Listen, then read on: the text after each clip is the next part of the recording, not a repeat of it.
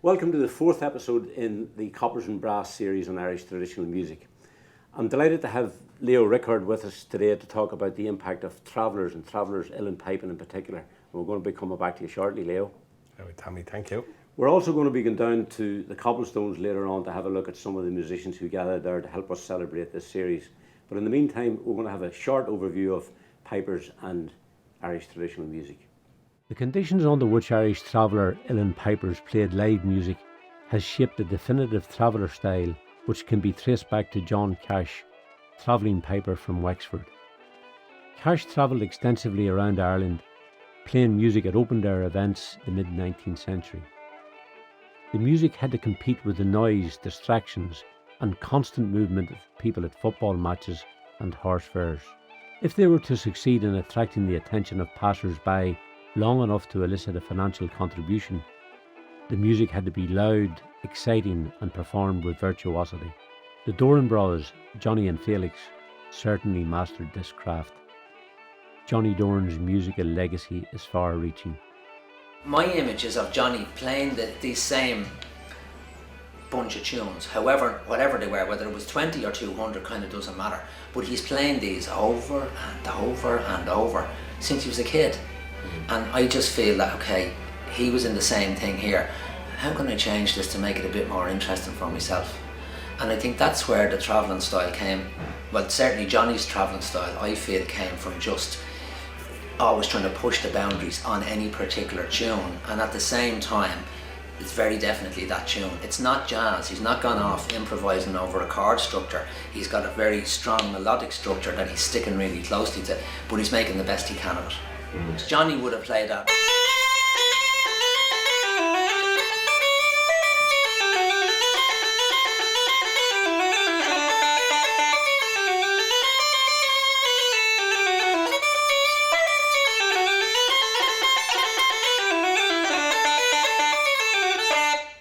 And it's not just that I played it a bit faster, but there's the same, played the same tune for the same length of time and put in far more variations each time around. And I think that's what happened with Johnny. He's like, okay, I just can't keep doing this for the rest of my life. Do you know what I mean? Yeah, it's so boring after a while. It is, no harm to the music or anything, but it's a simple music, it's simple structure, and these guys just wanted to make fun with it. And his regulator playing, and I wouldn't be a patch on Johnny for regulator playing, it's the same kind of thing. It's some of the syncopated offbeat stuff, and if you hear some of the settle players,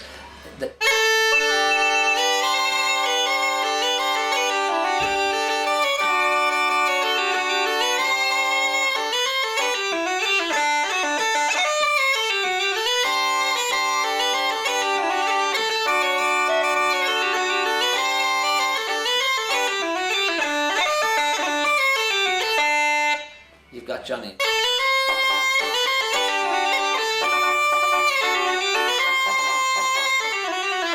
As I said, I'm not a patch on him, but you hear them, jadadam, jadadadadadadadadam, jadadam. He's tricking around with stuff, you know, and single finger playing, sticking the tone or whatever on the single C key on the bass. That kind of stuff. I'm not saying that settle pipers don't do that, but it's the creativeness of doing something like that. His unique style is fully appreciated by those who recognised his genius.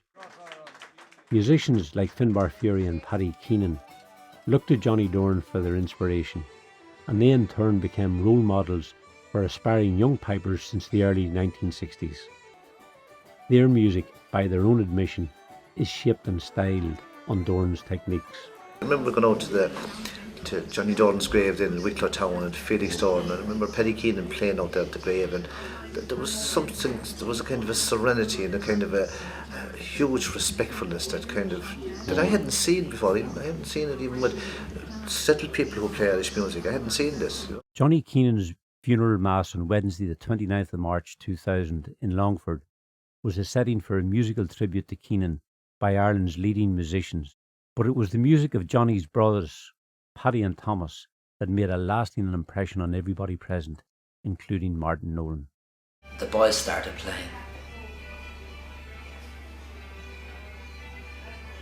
I'm not getting upset.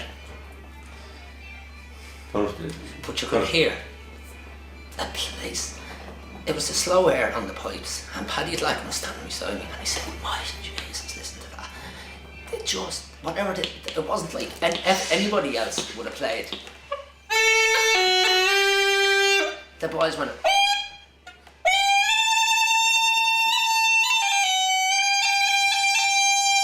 And you could just hear the screaming. Oh, and it was like, wow. It was just coming from up in the balcony behind you, and it was unreal. And even a recorder, you'd have to catch it that way. And even then, listening back to it, you just had to be in the room, so to speak, for what that did to you. That moment. It was amazing. Keenan strikes up, like, I mean, he just literally has to plan the drones and the heads will turn. I saw that in 1974. He used to stay with me in Listonvarna, and I remember in the pub one night, the place was packed to the door, packed to the rafters. The Bothy band were in full flight, and Keenan called, and he came into the bar, and he just started up the drones at the back of the bar, and everybody stopped. The Fury Brothers and Davy Arthur, as well as the Bothy band, used the Doran sound to build a fresh, driving, attacking effect that would excite young followers across the world. When he was on tour with the Bothy band, like he'd call to me in Listonvarna, and he'd stay with me, My wife thought the message was very good to him. We used to keep him and look after him, But he was tremendous. But I always felt that they had something that the other musician didn't have. So you had to put your finger on it. I don't understand what it is. I heard Leo there talking about maybe it's the extra bit of speed that they have in the music, particularly the reeds. I think it's more than that. I think it's something that's there from generations back that distinguished them from everybody else. That's why people stopped up on the street, because there's some incredible pipers at the moment, like absolutely incredible pipers, but there's very few of them can actually do what Fury does now on the pipes, for example. Doran's playing inspired the young Willie Clancy from Milltown Malby to take up the pipes, and Doran's influence can be clearly heard in Clancy's piping. The Willie Clancy Summer School has been attracting thousands of pipers and other musicians to West Clare for over 40 years. Harry Hughes has been organising the summer school with the late Maurice O'Rourke for most of those years. I learned from Paddy's father, so I got my music from the same source that he got it from. We're in different worlds, me and Paddy. And that's nothing to do. Well, you see, this is the thing. I would say, and honestly, I'm not as good a piper, and technically not as good a piper, but I was trying to imitate Paddy as well, because he was the living link. Because Johnny Dordan was dead by the time I even started playing pipe. So here was a man who could play very like Johnny Dordan, and he's sitting beside me having a pint in the pub, and he's playing tunes. So you're trying to get somewhere into that. But the penny dropped on me fairly quick that you'll never think like him, and if you can't think like him, you'll never play like him. You'll imitate him, but you'll never put the nya into a particular note that he put into it. So you kind of have to say, well, this is who I am. What do I want to put into it? Yeah. And you're putting into it what they gave you, but you're putting your way of thinking into it. And if you listen to Johnny as well, he has a repertoire, and Paddy would be the same. They have a repertoire of techniques. It's not endless. And I would use this when I'm teaching students. I said, here's this, and here's this. Now, what we're going to do, the first time around, we're going to put this one in here, and we're going to put this one in here. And the second time round, we're going to switch them techniques around. So to use modern terminology now that came in with computers, cut and paste. And if you go back and listen to the lads, they're cutting and pasting. First bar he did an A roll. Second bar he did 3 A taps. Second time round the tune he did the 3 A taps in the first bar, and in the second bar he did the A roll. Simple stuff, and you don't know where he's going next. And I sometimes think, I don't know, because again we're back to this thing, I'm not inside their brains, but I actually don't know if they know what's coming next. The Traveller's style of piping is alive and well. Some interesting views on Travellers, uilleann pipe playing and Irish traditional music in general there. Leo, You're very welcome, as I said earlier. It's delighted to have you. I've long admired your piping, and I know that you have a huge interest in travellers and travellers piping. Before we get into that, can you tell us a little bit about yourself and how you got involved in Irish traditional music? Yeah. I came into the Uileann pipes in a roundabout sort of a way. I had an uncle that played them. He played in the Rowsome Quartet in the 1930s here in Dublin. He broadcaster with Leo Rickard. He emigrated to England and he kept up his piping in England, but he kind of fell out with it after a while. He lived in a flat and he couldn't play. So anyway, when he died in 1975, a practice set was sent back to my elder brother Dave, who played the bagpipes. I wasn't interested in music. This was 1976. So I took a shine to this instrument. I hadn't really seen it before. So my brother didn't want to give it to me, so he got me a practice set. He got it made by Matt Kiernan in Cabra. Oh, Matt, yeah. Good pipe maker. It was great, yeah. So I was dispatched off to number 14 Thomas Street to learn the Pipers Club. The Pipers Club, the old Pipers Club in Thomas Street was still just about running. The McKenna brothers, Peter and Kevin, were teaching there. Yeah. And Nick Toohey as well. So and you haven't looked back since? No, it took fish to water. It took. You've been a long time fan of traveller piping. How did you get interested in travellers and travelling piping, and where did that music come from? Yes, well, very early in my piping career, in around probably 1978, I was lucky enough to be given a bootleg recording of Johnny Doran.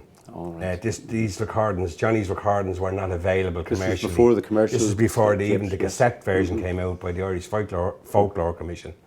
I got a copy of Johnny's recordings, and I was lucky, and I was blown absolutely away because I'd been learning the pipes and doing quite well, but this opened up a whole different world. Around the same time, I also Paddy Keenan would have brought out his first solo.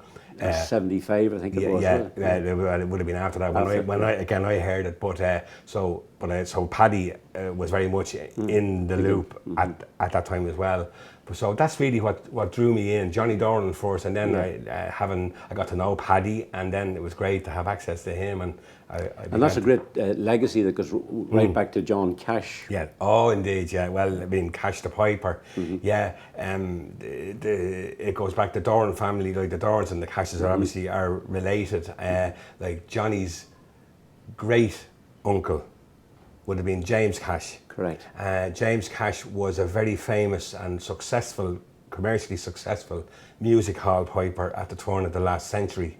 Unfortunately, he was never recorded, but he was highly regarded. He was very much by Willie Rowsome, Leo's father, and Captain Francis O'Neill came over from Chicago at the turn of the century at the same time to do a big research on Irish music in Dublin and in Ireland, and he was absolutely enthralled with James Cash. Cash was a constant performer in London and in Dublin in music halls. Any particular tunes associated with him? He was a composer. He wrote a good few tunes, but there's one which is very kind of famous now, and not a lot of people know that James Cash wrote it. There's a music hall song called Sweet Marie. And everyone thinks the tune is called Sweet Marie, but it's actually a long dance or a set dance that James Cash wrote called Parnell's March. Would you give us a wee twinkle on it? Okay. Good man.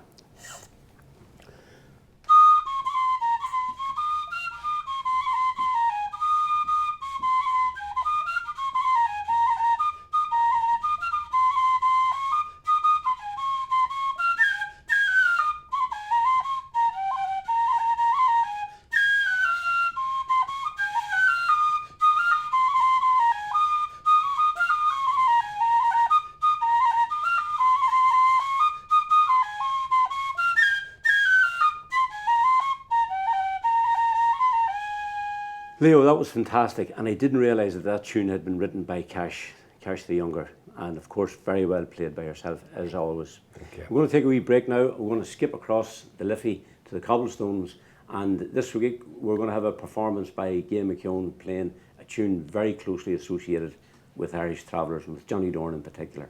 Let's leave them on. My name is Gay McKeon. I was born in Dublin, been playing the pipes here, and I was lucky to learn with Leo Rickard. There's a big connection between the Cashes, the Rosums and the Dorans, and so I'm just delighted to be here tonight. So I was just thinking of a few tunes that might be associated with the Dorans, and Sliabh na Mán came to mind. I learned it with Leo Rosum when I was a kid, and I played a tune that Finbar Fury, when I was young, I heard Finbar Fury playing it and I fell in love with it, and indeed Paddy Keenan plays a lot too, and that's the Ace and Juice of Pipe and Set Dance, so I'll give those a go.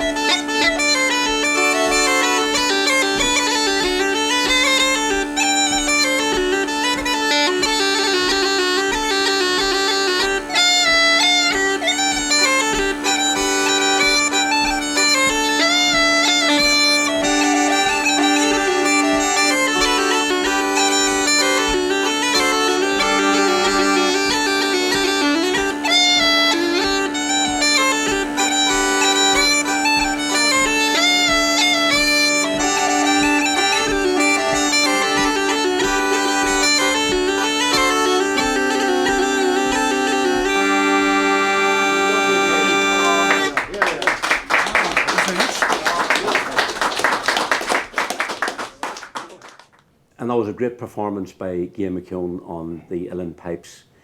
Leo, you're involved in, I know that you're a big fan of Irish Traveller style, but you're also involved in trying to keep that alive and for future generations. Tell us a wee bit about the work you do in teaching pipes to young people. Yeah, well, I get lots of requests from my pupils about Johnny Dordan and Felix and in you know, Paddy Keenan, Finbar Fury. So I'm, as you know, part of the Dordan Chenol committee that we run the Chenol in County Clare every year to promote the travelling style of playing the pipes. So I try to do it as much as I can. Joe Doyle, myself, Martin Nolan, we try to nurture what's left of, it is nearly a lost tradition, you know. It's very much in the minority now at the moment. The way of life for travellers has changed dramatically over the last 50, 60 years. And so the reliance on making a living playing music has diminished for them. So the style of playing has come down to a narrow kind of a point now. And will that survive the changes in society? That music was born out of the necessity when they played on the road. Travellers are no longer living that same sort of lifestyle. Will the music survive? I believe it will. It will change. As Martin referred earlier, the style of playing is handed down. So somebody like me will never play it the same way as Johnny Dordan or as Paddy Keenan, because we're not travellers, and so we haven't had it handed down to us.